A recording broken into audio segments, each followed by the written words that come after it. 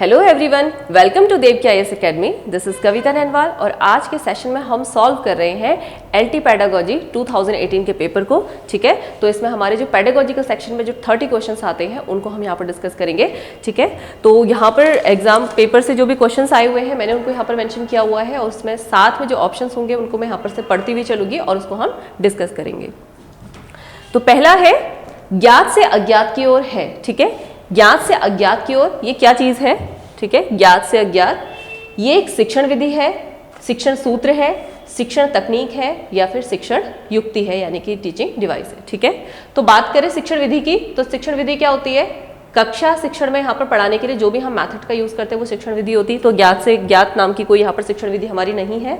इसके अलावा शिक्षण सूत्र है, ठीक है, शिक्षण तकनीक है, टीचिंग टेक्निक भी ये नहीं है। इसके अलावा कोई टीचिंग डिवाइस या फिर शिक्षण युक्ति भी ये नहीं है। ये हमारा क्या है? एक शिक्षण सूत्र है।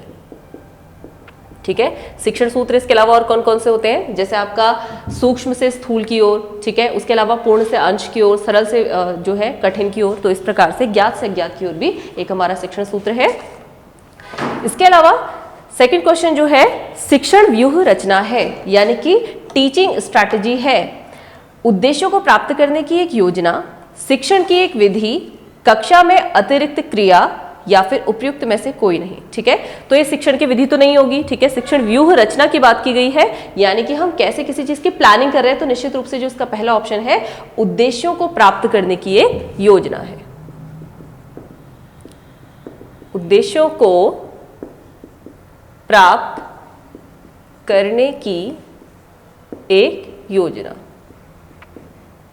ठीक है, ये कोई शिक्षण विधि नहीं है। इसके अलावा कक्षा में कोई कराई जाने वाली एक्स्ट्रा एक्टिविटी भी ये नहीं है। ठीक है, नेक्स्ट क्वेश्चन है आयताकार शारीरिक रचना वाले व्यक्ति में पाए जाने वाले व्यक्तित्व गुण कौन से होते हैं? परंपरावादी एवं सामाजिक, ये नहीं होते। शांतिप्रिय एवं एकांत प्रिय, ये भी नहीं। जोशीले एवं क्रोधी। ठीक है, तो जो आयताकार शारीरिक रचना वाले व्यक्ति होंगे ये कैसे होते हैं? जोशीले और क्रोधी प्रवृत्ति के। जो व्यक्तित्व के शारीरिक संरचना के आधार पर गुण बताए गए हैं उसमें अगर हम आयताकार शारीरिक रचना वाले व्यक्ति की बात करें तो जोशीले व क्रोधी नेचर के होते हैं जिनकी शारीरिक रचना आयताकार होती है। इसके अलावा दल शिक्षण में दल है। ठीक है, तो ये जो दल शिक्षण होता है इसमें दल से क्या मतलब है? किसका दल? ठीक है, अध्यापकों का जो शिक्षण योजना को तैयार कर उसका क्रियान्वयन करता है, छात्रों का जो शिक्षण योजना को तैयार कर उसका क्रियान्वयन करता है, अध्यापक एवं छात्रों का जो शिक्षण योजना को तैयार कर उसका साथ में क्रियान्वयन करते हैं, या इनमें से कोई नहीं। तो छात्रों का तो बिल्कुल नहीं होता, टीचर और स्टूडेंट्स का भी नहीं होता, बल्कि ये एक टीचर्स का एक ग्रुप होता है जो मिलकर के यहाँ पर शिक्षण करते हैं, जिसमें जितने भी अलग अलग टास्क होते हैं वो टीचर्स आपस में डिवाइड करते हैं कि कौन चैप्टर को जो है यहाँ पर स्टार्ट करेगा, इनिशिएट करेगा, कौन यहाँ पर जो है जितनी भी एक्स्ट्रा जो भी एक्टिविटीज होंगी वो करवाएगा। तो टीम टीचिंग में यहाँ पर क्या होता है? एक टीम होती है किसकी? टीचर्स की। ठीक है, तो टीचर्स का एक ग्रुप होगा या फिर अध्यापकों का एक ग्रुप जो कि शिक्षण योजना को तैयार कर उसका क्रियान्वयन करता है। इसके बाद चिंता का वह स्तर जो छात्रों को सीखने के लिए तैयार करता है वो कौन सा है? चिंता ना होना, अत्यधिक चिंता होना, सामान्य चिंता या फिर अधिगम का चिंता से कोई संबंध ही नहीं है। ठीक है, ये बिल्कुल गलत है कि अधिगम का चिंता से कोई संबंध नहीं है। जब तक यहाँ पर जो है एक बच्चे के अंदर एंजाइटी नहीं होगी किसी चीज को लेकर के, यानी कि बिल्कुल न्यूट्रल होगा, तब तो वो बिल्कुल भी यहाँ पर नहीं सीख पाएगा। तो सामान्य रूप से चिंता यानी कि एक नॉर्मल जो है एंजाइटी यहाँ पर बच्चे के अंदर होनी चाहिए ताकि वो लर्निंग के लिए यहाँ पर मोटिवेटेड हो। चिंता ना होना ये भी बिल्कुल गलत है, और अत्यधिक चिंता भी नहीं होनी चाहिए, यानी कि ओवर यहाँ पर एंजाइटी नहीं होनी चाहिए, बल्कि एक नॉर्मल एंजाइटी यहाँ पर होनी चाहिए। तो नॉर्मल एंजाइटी यानी कि सामान्य चिंता। ठीक है, तो सीखने से संबंधित सामान्य चिंता स्तर ही बच्चे को सीखने के लिए यहाँ पर तैयार करती है। इसके बाद यह सामाजिक वातावरण में आयोजित किए जाने वाला एकनिष्ठ उद्देश्यपूर्ण क्रियाकलाप है। ठीक है, यह सामाजिक वातावरण में आयोजित किया जाने वाला एक निष्ठ उद्देश्यपूर्ण क्रियाकलाप है, यानी कि होल हार्टेड पर्पसफुल एक्टिविटी है। तो ये कथन कौन सी शिक्षण की विधि की ओर यहाँ पर संकेत कर रहा है, ये हमें बताना है। तो क्या ये प्रदर्शन विधि के ओर संकेत करता है, या ह्यूरिस्टिक मेथड, समस्या समाधान विधि, या फिर प्रोजेक्ट मेथड। ठीक है, तो प्रदर्शन मेथड तो बिल्कुल नहीं हो सकती। ठीक है, प्रदर्शन विधि क्यों नहीं हो सकती? क्योंकि सामाजिक वातावरण में किया जाने वाला एक यहाँ पर क्रियाकलाप है, कोई एक्टिविटी है। एक्टिविटी करने वाला कौन होगा? निश्चित रूप से बच्चा होगा। यहाँ पर टीचर तो एक्टिविटी करेगा नहीं, तो प्रदर्शन विधि नहीं होगी। दूसरा, कोई एक्टिविटी कराई जा रही है तो ह्यूरिस्टिक और जो समस्या समाधान विधि है, इसमें यहाँ पर बच्चे के सामने कोई समस्या रखी जाती है और उस पर बच्चे जो है उसके हल खोजते हैं, जो है समस्या का समाधान करते हैं। तो ह्यूरिस्टिक और समस्या समाधान भी नहीं होगी। तो कौन सा होगा? ये प्रोजेक्ट मेथड। ठीक है, तो प्रोजेक्ट विधि की ओर ये संकेत करता है। इसके अलावा 7वां प्रश्न, शिक्षा का अधिकार अधिनियम 2009 में प्रावधान है। तो इसमें ऑप्शंस है निःशुल्क व अनिवार्य शिक्षा का अधिकार, बालक को शारीरिक एवं मानसिक दंड का निषेध, बाल अधिकारों के संरक्षण की व्यवस्था, या ये सभी। ठीक है, तो अगर हम बात करें तीनों ऑप्शन की, तो ये तीनों ऑप्शन सही है। जो आपका शिक्षा का अधिकार अधिनियम 2009 है, जो कि आपका 1 अप्रैल 2010 को लागू हुआ था, तो उसके अंदर ये सारे के सारे यहाँ पर प्रावधान, सारे के सारे प्रोविजंस हैं कि बच्चे को, जो 6 से 14 साल तक के बच्चे हैं, उनको यहाँ पर निःशुल्क व अनिवार्य शिक्षा दी जाए। उसके अलावा किस किस चीज़ों का निषेध किया गया था, इसमें हमने 4-5 पॉइंट डिस्कस किए गए थे कि किसी भी तरीके से बच्चे को जो है उसको फिजिकल पनिशमेंट, फिजिकल और मेंटल पनिशमेंट यहाँ पर नहीं दी जाएगी। तो फिजिकल और जो आपका मेंटल पनिशमेंट है वो ना दी जाए, उसका निषेध है। और बाल अधिकारों के संरक्षण की भी इसमें बात की गई है। तो ये सारे ऑप्शन सही हैं, यानी कि सारे के सारे आपके 2009 का जो आरटी एक्ट है उसके प्रावधानों में आते हैं।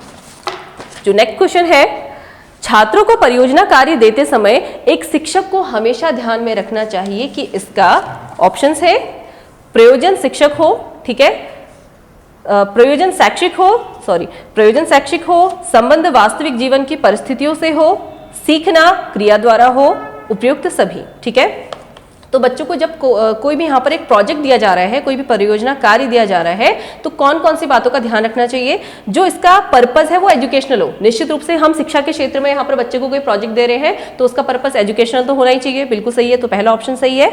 इसके अलावा दूसरे को देखें, संबंध वास्तविक जीवन की परिस्थितियों से हो, बिल्कुल ठीक। जब भी हम बच्चे को शिक्षा में कोई भी चीज़ सिखा रहे हैं, कोई भी सैद्धांतिक नॉलेज दे रहे हैं, तो उसमें हमें सुनिश्चित करना है कि उसका व्यवहारिक पक्ष भी उसमें शामिल हो, यानी कि व्यवहारिक रूप से भी उसको प्रयोग में लाया जा सके। तो संबंध वास्तविक जीवन की परिस्थिति से हो, सेकंड भी सही है। सीखना क्रिया द्वारा हो, ठीक है। तो परियोजना कार्य में बच्चे यहाँ पर खुद से करके यहाँ पर कोई ना कोई कार्य का समाधान ढूंढते हैं, तो यहाँ पर सीखना क्रिया द्वारा ही होता है परियोजना कार्य में। तो ये तीनों ऑप्शन सही हैं, इसलिए उपयुक्त सभी इसका आंसर होगा। अगला क्वेश्चन, सामूहिक शिक्षण करते समय विद्यार्थियों की व्यक्तिगत समस्याओं के समाधान हेतु निम्नलिखित में से आप कौन सी विधि का प्रयोग करेंगे? ठीक है, तो जब यहाँ पर सामूहिक शिक्षण करा जा रहा है लेकिन बच्चों की इंडिविजुअल समस्याएं आ रही है, ठीक है, इसको फोकस करना है, व्यक्तिगत समस्याओं के समाधान ढूंढ रहे हैं, तो निम्न में से कौन सी विधि का प्रयोग करेंगे? ठीक है, भाषण, अभिक्रमित अनुदेशन, अनुवर्ग शिक्षण या फिर प्रदर्शन। ठीक है, लेक्चर मेथड तो यूज नहीं कर सकते क्योंकि यहाँ पर जब बच्चों की समस्याओं के समाधान कर रहे हैं तो लेक्चर मेथड द्वारा यहाँ पर समस्या के समाधान नहीं मिलेंगे। प्रोग्राम इंस्ट्रक्शन में क्या होता है, बच्चा स्वयं के अनुसार स्वयं की गति से सीखता है, तो यहाँ पर टीचर का तो कोई रोल है नहीं, तो टीचर यहाँ पर कौन सी मेथड का यूज करेगा? तो प्रोग्राम इंस्ट्रक्शन इसमें नहीं आएगा। दो बचते हैं आपके, ट्यूटोरियल या फिर डेमोन्स्ट्रेशन। ठीक है, डेमोन्स्ट्रेशन में क्या होता है, आपका किसी भी कक्षा में यहाँ पर किसी चीज को समझाने के लिए उसके जो भी एक उसके जो छोटे प्रारूप होते हैं उसे या फिर कोई भी एक मॉडल ला करके बच्चों को यहाँ पर चीजें सिखाई जाती है, समझाई जाती हैं। तो प्रदर्शन विधि का प्रयोग भी यहाँ पर व्यक्तिगत समस्याओं के समाधान के लिए नहीं होगा। तो जो अनुवर्ग शिक्षण यानी कि ट्यूटोरियल जो टीचिंग है, यहाँ पर इंडिविजुअल की समस्या के अनुसार बच्चे को समाधान दिया जाएगा, यानी कि ट्यूटोरियल मेथड या फिर अनुवर्ग शिक्षण द्वारा यहाँ पर बच्चों की समस्या का समाधान खोजा जाएगा। इसके बाद संप्रेषण प्रक्रिया में शिक्षक का व्यवहार शाब्दिक से अशाब्दिक तक हो सकता है, यानी कि टीचर जो है वो शाब्दिक संप्रेषण और अशाब्दिक संप्रेषण दोनों प्रकार के संप्रेषण का प्रयोग यहाँ पर कर सकता है। तो ये कथन सही है, गलत है, थोड़ा बहुत सही है या कोई नहीं? ठीक है, तो निश्चित रूप से सही है। हमने पढ़ा था संप्रेषण आपके कई प्रकार के होते हैं, शाब्दिक और अशाब्दिक दोनों होते हैं, उसके अंतर्गत भी हमने अलग अलग देखे थे। जैसे शाब्दिक में आपका क्या आ जाएगा, आपका लिखित आ जाएगा, और आपके अशाब्दिक में जो सांकेतिक भाषा का प्रयोग करते हैं वो आ जाएगा। ठीक है, तो दोनों ही होते हैं, इसलिए कथन सही है। ठीक है, इसके बाद कक्षा कक्ष संप्रेषण हेतु सूक्ष्म शिक्षण क्यों आवश्यक है? पृष्ठ पोषण हेतु, विभिन्न कौशलों के विकास हेतु, पाठ पूर्ण करने हेतु या फिर मूल्यांकन हेतु। ठीक है, तो अगर हम अन्य शिक्षण विधियों की बात करते हैं तो अन्य शिक्षण जो विधियां हैं वो यहाँ पर कक्षा शिक्षण को सुचारू रूप से चलाने के लिए की जाती हैं, लेकिन जो सूक्ष्म शिक्षण है ये मुख्य रूप से यहाँ पर जो ट्रेनी टीचर्स होते हैं उससे रिलेटेड है। और सूक्ष्म शिक्षण क्यों किया जाता है? ताकि एक टीचर के अंदर जो शिक्षण से संबंधित जितने भी कौशल हैं उनका विकास किया जा सके। तो विभिन्न कौशलों के विकास हेतु, ठीक है, विभिन्न कौशलों के विकास हेतु यहां पर सूक्ष्म शिक्षण का प्रयोग किया जाता है। इसके बाद अध्यापक होने के नाते यदि आप किसी विद्यार्थी की बुरी आदत को सुधारना चाहते हैं तो क्रियात्मक योजना बनाते समय आप अधिगम के किस सिद्धांत को ध्यान में रखेंगे? तो इसके ऑप्शंस है अंतर्दृष्टि सिद्धांत, प्रयास एवं त्रुटि का सिद्धांत, शास्त्रीय अनुबंधन सिद्धांत या फिर क्षेत्रीय सिद्धांत। ठीक है, तो अगर बच्चे के यहाँ पर किसी हैबिट को आपको सुधारना है तो निश्चित रूप से आप इनसाइट थ्योरी का तो यूज नहीं करेंगे, यानी कि बच्चा अपनी सूझ के अनुसार जो है अपनी आदत को सुधार ले, ये गलत है। इसके अलावा जो दूसरा ऑप्शन है प्रयास एवं त्रुटि का सिद्धांत, ठीक है, तो बच्चा बार बार गलती के विषय में यहाँ पर कोई कार्य करता जाए और बच्चा स्वयं ही अपने प्रयास एवं भूल के द्वारा यहाँ पर सीख जाएगा, ऐसा भी यहाँ पर शिक्षक अपेक्षा नहीं कर सकता। तो पहला और दूसरा ऑप्शन तो बिल्कुल गलत है। और फील्ड थ्योरी, क्षेत्रीय सिद्धांत की अगर हम बात करें तो क्षेत्रीय सिद्धांत के अंतर्गत कौन सा? ठीक है, वहां पर तो आपकी मल्टीपल थ्योरीज आती हैं, तो वो भी आपका नहीं होगा। तो क्लासिकल कंडीशनिंग थ्योरी ये आपकी जो है इसके द्वारा यहाँ पर बच्चे की बुरी आदत को सुधारने का प्रयास किया जा सकता है। ठीक है, तो यह है शास्त्रीय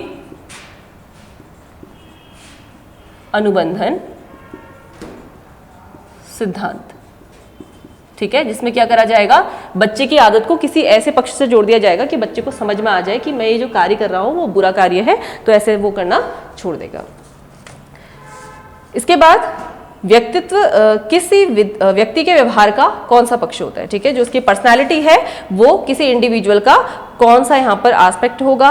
उसका कॉग्निटिव यानी कि संज्ञानात्मक पक्ष होगा, गैर संज्ञानात्मक पक्ष है, बौद्धिक पक्ष है या फिर एक्सटर्नल या फिर बाह्य पक्ष है। ठीक है, तो एक्सटर्नल को तो हम पहले एक्सक्लूड कर देते हैं। बात करें cognitive aspect, non cognitive aspect और इंटेलेक्चुअल एस्पेक्ट की, तो संज्ञानात्मक तो आपकी जो आपको ज्ञान तथ्य दिए जाते हैं उनको आप कैसे समझते हैं, कैसे ग्रहण करते हैं उसकी बात की जाती है और कैसे उसको व्यवहार में लेकर आते हैं, अनुप्रयोग करते हैं।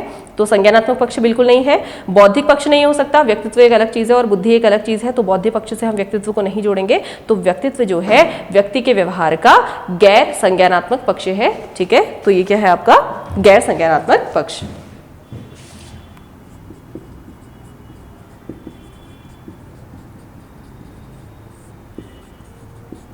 इसके बाद अगले प्रश्न पे जाएं।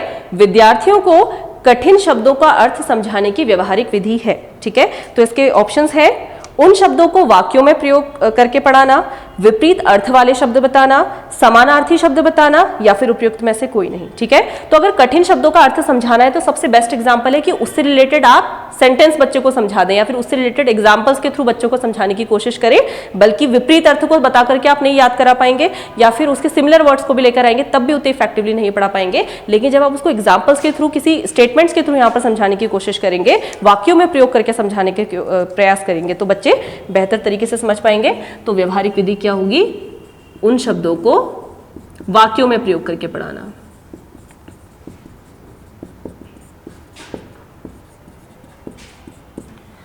इसके बाद एक बालक काले कुत्ते, काली बिल्ली एवं काले कोट को देखकर डरने लग गया है, इस प्रकार के अनुबंधन में क्या निहित है? ठीक है, तो क्या होगा?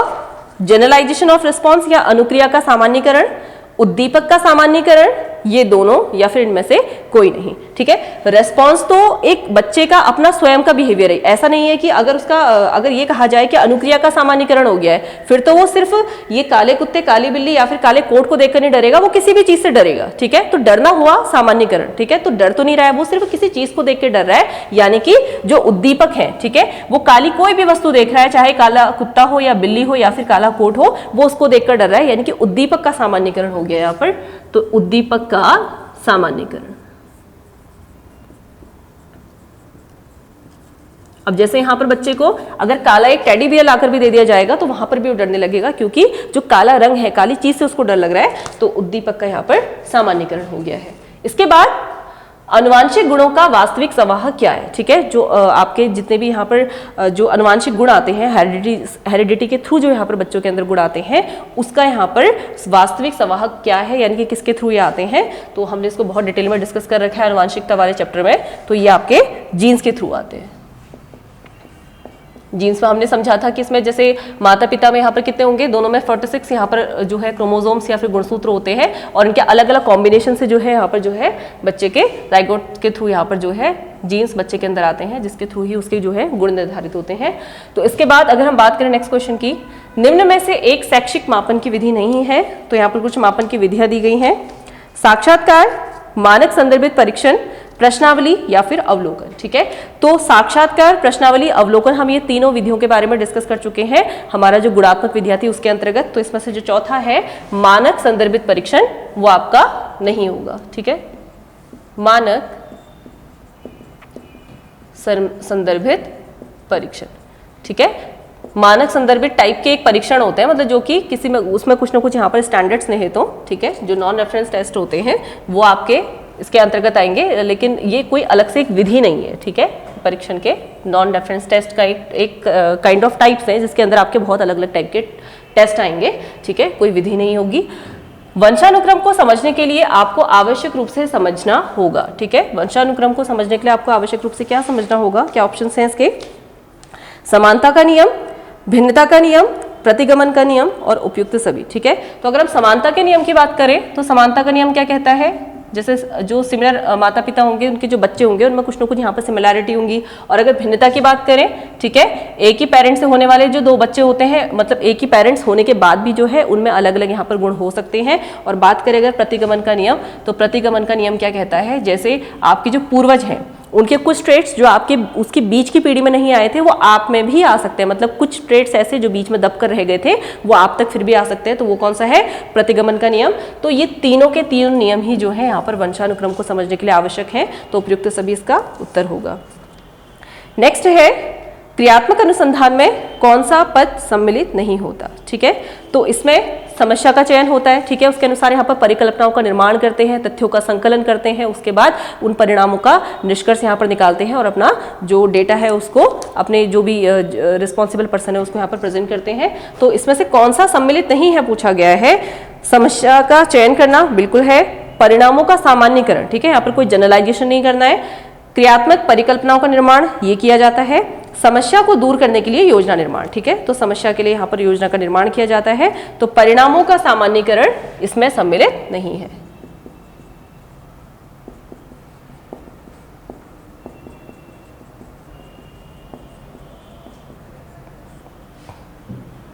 निम्नलिखित में से कौन सा तथ्य निर्देशन व परामर्श का अंग नहीं है। तो इसके ऑप्शंस हैं, समायोजन करना, उन्मुखीकरण यानी कि ओरिएंटेशन, संवेगों का विकास करना या इनमें से कोई नहीं, ठीक है। तो ये तीन ऑप्शन की अगर हम बात करें, समायोजन करना तो बिल्कुल जो आपका गाइडिंग और जो काउंसलिंग की प्रोसेस होती है तो वहाँ पर एडजस्टमेंट की तो प्रोसेस होती है, उसके अलावा अलग अलग ओरिएंटेशन प्रोग्राम चलाए जाते हैं, तो उन्मुखीकरण यानी कि ओरिएंटेशन भी इसमें शामिल होगा। इसमें किसी भी तरीके से इमोशंस को डेवलप नहीं किया जाता है, तो टू डेवलप इमोशंस या फिर संवेगों का निर्माण इसमें नहीं आएगा। तो संवेगों का निर्माण इसका आंसर हो जाएगा, क्योंकि नहीं पूछा गया है तो संवेगों का निर्माण इसमें नहीं होता, इसलिए इसका करेक्ट आंसर होगा। इसके बाद श्यामपट्ट पर लिखते समय अक्षरों का आकार तय करने के लिए आप किस बात का विशेष ध्यान रखेंगे, ठीक है। तो ऑप्शंस है, श्यामपट्ट तथा विद्यार्थियों के मध्य दूरी, श्यामपट्ट तथा शिक्षक के मध्य दूरी, कक्षा कक्ष की लंबाई तथा उपयुक्त में से कोई नहीं, ठीक है। तो तीन ऑप्शन जो टॉप के हैं, उपयुक्त में से कोई नहीं को ड्रॉप करते हैं, जो बाकी है श्यामपट्ट तथा विद्यार्थियों के मध्य दूरी, इसका करेक्ट आंसर होगा। तो श्यामपट्ट और बच्चों के बीच में कितनी दूरी है उसको ध्यान में रखते हुए ही टीचर को तय करना है कि जो बोर्ड पे जो लेटर्स लिख रहा है उसका आकार कितना हो। अगर छोटी कक्षा बच्चे पास में बैठे हुए हैं तो निश्चित रूप से छोटे आकार के जो है यहाँ पर लेटर्स लिखे जाएंगे, और अगर यहाँ पर बड़ी कक्षा है तो जो लेटर का आकार है वो उतना ही बड़ा होना चाहिए, ठीक है। तो अगर इसके अगले ऑप्शंस को देखें, जैसे इसमें है श्यामपट्ट और शिक्षक की मध्य दूरी, उससे कोई मतलब नहीं है। शिक्षक क्योंकि खुद यहाँ पर जो है लेटर फॉर्मेशन कर रहा है तो वो अपनी सहज के अनुसार करेगा, तो उसके मध्य दूरी से इसमें कोई इसका तात्पर्य नहीं है। और कक्षा कक्ष की लंबाई तब मायने रखती है जब यहाँ पर पूरी क्लास फुल हो। अगर कक्षा कक्ष कितना भी लंबा है, लेकिन अगर बच्चे यहाँ पर बोर्ड के नजदीक बैठे हुए हैं तो हमें मुख्य रूप से ध्यान रखना है कि बच्चों के और बोर्ड के बीच में कितनी दूरी है। इसके बाद संज्ञानात्मक व्यवहारगत कौशल के अंतर्गत विद्यार्थी को सैद्धांतिक कथनों के उपयोग को वास्तविक परिस्थितियों में समझने के सक्षम बनाना कहलाता है। यानी कि उसने जितने भी यहाँ पर संज्ञानात्मक रूप से जो व्यवहारगत कौशल को समझा है, उसके सैद्धांतिक कथनों को जाना है, उसके उपयोग को वास्तविक परिस्थितियों में समझने के लिए, यानी कि जब उसको रियल लाइफ में आप अप्लाई करते हैं, उसका एप्लीकेशन करते हैं, तो एप्लीकेशन करने में के बाद जो है परिस्थितियों में समझने के सक्षम बनाना क्या कहलाता है? अवबोध, अनुप्रयोग, विश्लेषण या संश्लेषण। ठीक है, अंडरस्टैंडिंग, एप्लीकेशन, एनालिसिस या सिंथेसिस, तो निश्चित रूप से क्या कहलाएगा? एप्लीकेशन या फिर अनुप्रयोग। इससे पहले के स्टेप्स क्या है? ज्ञान पहले, यानी कि उनको सूचना दी जाती है, उसके बाद अंडरस्टैंडिंग या फिर अवबोध या फिर हम कहेंगे समझ। ठीक है, बच्चे उस ज्ञान के प्रति अपनी समझ विकसित करते हैं और वास्तविक परिस्थितियों में उसका अनुप्रयोग करते हैं। ठीक है, तो अनुप्रयोग होगा इसका सही उत्तर। इसके बाद निम्नलिखित में से किसी विद्यार्थी के आंतरिक मनोभावों के माप की सर्वोत्तम प्रविधि कौन सी है? ठीक है, तो बच्चे की जो इंटरनल यहाँ पर फीलिंग्स होंगी, इनर फीलिंग्स होंगी, उनको यहाँ पर मापने की सबसे सर्वोत्तम विधि कौन सी होगी? प्रश्नावली, साक्षात्कार, समाजमिति या फिर प्रत्यारोपण विधि। ठीक है, तो प्रश्नावली में यहाँ पर बच्चे जो है अपनी समझ के अनुसार उत्तर देंगे। साक्षात्कार में यहाँ पर साक्षात्कारकर्ता जो होगा वह यहाँ पर अभ्यर्थी से प्रश्न पूछेगा। समाजमिति भी क्या है? आपका एक मनोवैज्ञानिक प्रकार का परीक्षण है। और चौथा है प्रत्यारोपण विधि, यानी कि बच्चे को दूसरी परिस्थिति में रख करके उसके मनोभाव को समझने का प्रयास किया जाएगा। तो सबसे जो बेस्ट विधि होगी इसकी प्रत्यारोपण विधि होगी। ठीक है, क्योंकि जब आप बच्चे के अंदर कोई आंतरिक जो उसकी समस्या है, आंतरिक जो भावनाएं हैं, उसको अगर जानने की प्रयास की जा रहा है तो डायरेक्ट जब उससे पूछा जाएगा, ठीक है, क्योंकि जो ऊपर की 3 विधियां हैं वहां कहीं ना कहीं जो है बच्चे से डायरेक्ट क्वेश्चनिंग करके उसकी समस्याओं को या फिर उसकी जो आंतरिक भावनाएं उनको जानने का प्रयास किया गया है। लेकिन बेहतर तरीका क्या होगा? जब बच्चे के जो भावनाएं उसको प्रत्यारोपित कर दिया जाए या किसी और परिस्थिति में उसको रखा जाए और वहां पर देखा जाए कि बच्चा किस प्रकार से व्यवहार कर रहा है, तो वहां से जो है बच्चे की जो आंतरिक भावनाएं हैं, जो उसकी इनर फीलिंग्स है, उनका अनुमान लगाया जा सकता है। तो प्रत्यारोपण विधि इसका सही उत्तर होगा। शिक्षण अभियोगिता से तात्पर्य है, यानी कि जो टीचिंग एप्टीट्यूड है उसका मतलब है शिक्षण कार्य के प्रति समर्पण, शिक्षक बनने की इच्छा रखना, शिक्षक के व्यवसाय के सभी वांछित योग्यताएं रखना, छात्रों से अच्छा मेलजोल। वैसे देखा जाए तो ये सारे ऑप्शन सही हैं, लेकिन जो तीसरा ऑप्शन है शिक्षक के व्यवसाय के सभी वांछित योग्यताएं रखना, ये अपने आप में सारे के सारे ऑप्शंस को कवर कर देता है। यानी कि जो जो एबिलिटीज उसमें होनी चाहिए शिक्षक के व्यवसाय के लिए वो सभी उसमें हो, वही आपका क्या है? शिक्षण अभियोगिता। तो ये होगा शिक्षक के व्यवसाय की जो आपकी सभी वांछित योग्यताएं रखना। तो जितनी भी वांछनीय योग्यताएं होती हैं वो सभी रखना आपका शिक्षण अभियोगिता है। इसके बाद आप अपने विद्यार्थियों में मुख्य तौर पर स्व अनुशासन किस प्रकार विकसित करेंगे? उनको उत्तरदायित्व देकर, अच्छे चरित्र के नियम बताकर, दंड देकर या नियमों का पालन करा के। ठीक है, तो दंड देकर या फिर जबरदस्ती किसी बच्चे से नियमों का यहाँ पर पालन कराकर यहाँ पर उसमें स्व अनुशासन का गुण विकसित नहीं किया जा सकता। आप जबरदस्ती उनसे अनुशासन तो उनसे करवा लेंगे, लेकिन स्व अनुशासन बच्चे में तब तक नहीं आएगा जब तक बच्चे अपनी जिम्मेदारी को नहीं समझेंगे, उनके ऊपर कोई उत्तरदायित्व नहीं डाला जाएगा। तो उनको उत्तरदायित्व देकर यहाँ पर स्व अनुशासन का गुण विकसित किया जा सकता है। ठीक है, उत्तरदायित्व देकर। ठीक है, इसके अलावा अच्छे चरित्र के नियम बताकर भी नहीं किया जा सकता, क्योंकि सिर्फ रूल्स को बता करके, दंड दे करके इन प्रकार की विधियों से यहाँ पर स्वानुशासन विकसित नहीं होगा। अगला है, एक शिक्षक अपनी शिक्षण अधिगम प्रक्रिया की योजना बनाते समय क्या चीज ध्यान में रखेगा? निर्मित उद्देश्य, ठीक है, यानी कि कौन कौन से ऑब्जेक्ट हैं। मानव एवं भौतिक संसाधन, यानी कि क्या यहाँ पर जो रिसोर्सेज हैं वो क्या क्या यहाँ पर अवेलेबल है, या ये दोनों और उपयुक्त में से कोई नहीं। ठीक है, तो निश्चित रूप से जो भी उसके फॉर्मुलेटेड जितने भी ऑब्जेक्टिव्स होंगे या निर्मित उद्देश्य होंगे वो, तथा जो उपलब्ध यहाँ पर मानव और भौतिक संसाधन है, उन दोनों को ध्यान में रखकर ही वो टीचिंग लर्निंग प्रोसेस को यहाँ पर तैयार करता है। ठीक है, तो क्या क्या ध्यान में रखेगा? एक तो उद्देश्य हो गए, निर्मित उद्देश्य यानी कि शिक्षा से संबंधित जो भी उद्देश्यों का निर्धारण उसने किया है, और दूसरा उपलब्ध भौतिक व मानव संसाधन। ठीक है, यानी कि क्या कौन से बच्चे किस स्तर के बच्चों को से पढ़ाना है, कौन कौन से जो इंफ्रास्ट्रक्चर है वो वहाँ पर विद्यालय में अवेलेबल है, उस अनुसार ही जो है शिक्षण अधिगम की योजना एक शिक्षक द्वारा तैयार की जाएगी। निम्न में से उद्दीपन परिवर्तन कौशल का तत्व नहीं है, यानी कि जब बच्चे का उद्दीपन परिवर्तन यहाँ पर किया जाता है तो उसमें कौन सा पक्ष शामिल नहीं होता।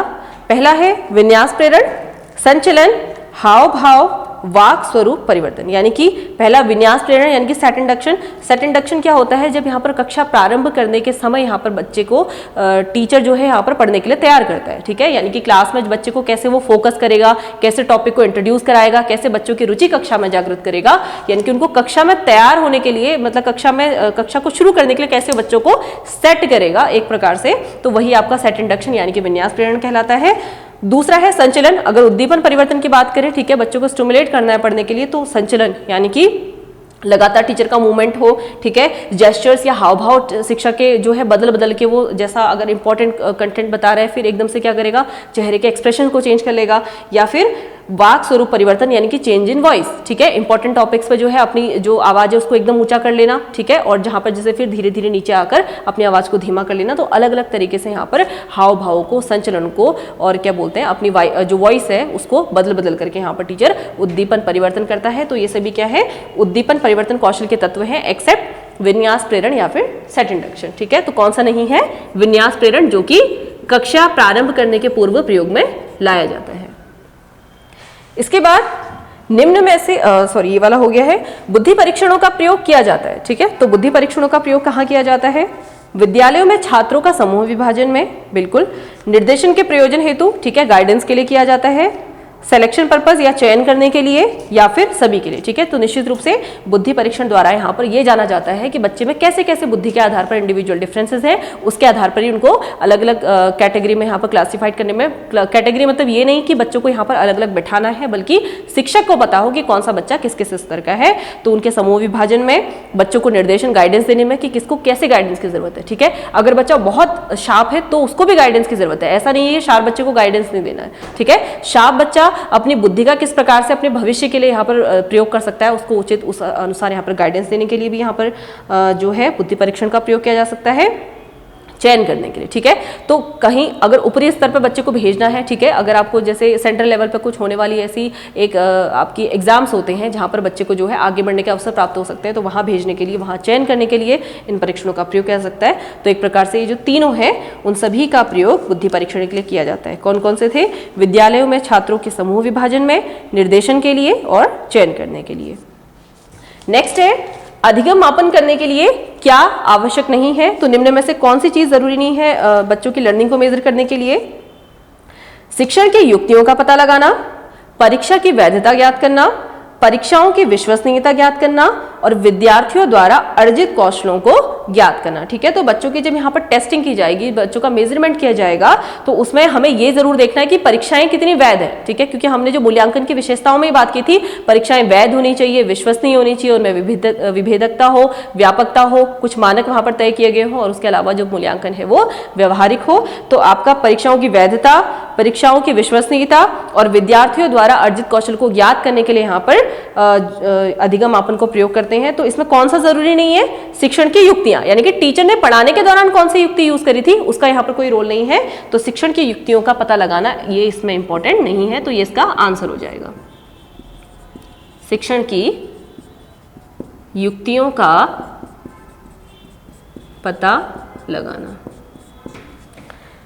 अधिगम के बारे में पूरी जानकारी इंगित करने वाला वक्र कहा जाता है। तो चार ऑप्शंस हैं, वृद्धिमान आवर्तन वक्र यानी कि कर्व ऑफ इंक्रीजिंग रिटर्न, दूसरा ह्रासमान आवर्तन वक्र यानी कि कर्व ऑफ डिक्रीजिंग रिटर्न, तीसरा समान आवर्तन वक्र यानी कि कर्व ऑफ इक्वल रिटर्न और चौथा एस आकार वक्र, तो एस शेप्ड कर्व, ठीक है। तो इसका आंसर है एस शेप्ड कर्व। तो इसके ऊपर वालों को अगर हम समझें, कर्व ऑफ इंक्रीजिंग रिटर्न क्या होता है, जहां पर आपका शुरू में बच्चे की लर्निंग स्लो होती है लेकिन धीरे धीरे बढ़ती जाती है, तो लास्ट में इंक्रीज हो रही है, तो ये आपका क्या हो गया, कर्व ऑफ इंक्रीजिंग रिटर्न, ठीक है, कर्व ऑफ इंक्रीजिंग रिटर्न।